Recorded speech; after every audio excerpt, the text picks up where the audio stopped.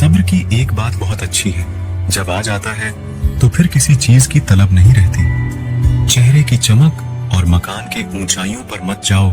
घर के बुजुर्ग हंसते हुए मिले तो समझ लेना कि यह घर अमीरों का है। अगर कोई चुप रहता है तो इसका मतलब यह नहीं कि वह बेवकूफ है, उसे कुछ नहीं आता।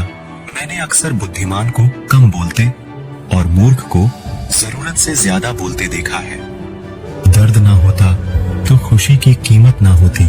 अगर मिल जाता सब कुछ चाहने से तो दुनिया में ऊपर वाले की जरूरत ही ना होती।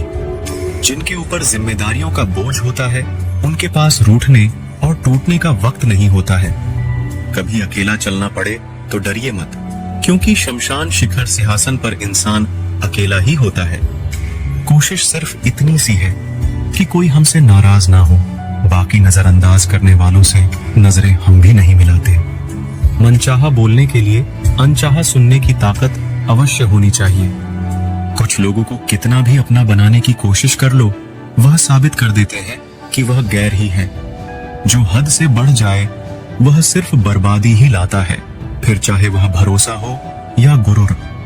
लोग जब पूछते हैं कि आप क्या काम करते हैं तो असल में वह हिसाब लगाते हैं कि आपको कितनी इज्जत देनी है। किसी की फीलिंग से खेलकर आप खेल तो जीत जाओगे, लेकिन उस इंसान को हार जाओगे। जिंदगी भर कितना भी धन धन कर लो, पर मरने के बाद शोक पत्रिका में निधन ही लिखा जाएगा। इतनी कामयाब तो जरूर बनो जो आज आपका मजाक उड़ा रहे हैं वह कल शर्मिंदा हो जाए। आप अपनी मंजिल तक कभी नहीं पहुंच पाएंगे अगर आप रास्ते में भौंकने वाले हर कुत्ते को पत्थर मारोगे। उतार चढ़ाव के बाद भी अगर कोई आपका साथ नहीं छोड़ता तो उस इंसान की आप हमेशा कदर करना।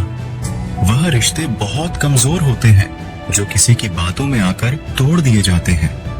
जिंदगी में इतना कुछ बुरा हो चुका है कि अब कुछ बुरा भी हो जाए तो बुरा नहीं लगता। किसी की सलाह से रास्ते जरूर मिलते हैं, लेकिन मंजिल तो खुद की मेहनत से ही मिलती है।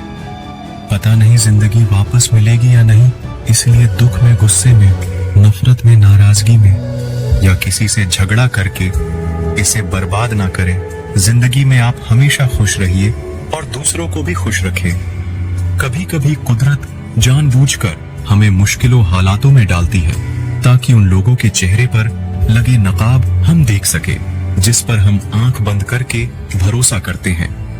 अगर बुरे वक्त में पास आकर कोई यह कह दे कि चिंता मत करो, मैं तुम्हारे साथ हूँ, तो यह शब्द ही दवाई बन जाते हैं।